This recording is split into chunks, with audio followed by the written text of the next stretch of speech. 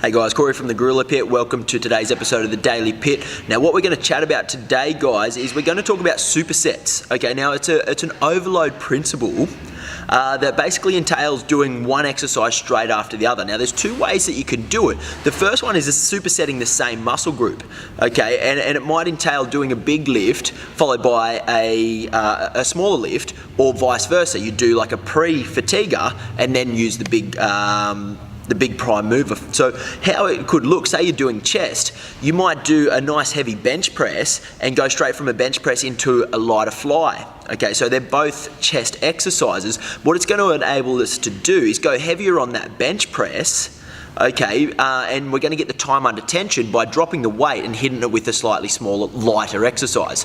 One of the downfalls is obviously the second exercise. You won't be able to go as heavy as you normally would, but the upside is you can go heavier on that first one because we're not going for an extended time under tension period. Okay, so we still want that whole set to finish up in around that 90 sort of seconds. The other way that we can do it, like I said, in the vice versa, you can pre-fatigue that muscle, so you can do the flies first and then go from flies onto your bench press, so you're working under fatigue. Once again, this is going to put a lot of strain on the muscle and it's going to get a big, deep burn, a lot of lactic acid build up. So that's how we superset on the same muscle group. The other way to superset, guys, is to superset the opposing muscle groups. So for example, you might superset a push with a pull. So we go from bench press into seated row. Now the beauty behind this is we're not going to be compromised in that second exercise, but it's going to keep the intensity of that level of that exercise up, of that whole session up. Okay, so we're going in using two big prime movers, throwing straight from a push straight into a pull before we rest. It's going to get that heart rate through the roof.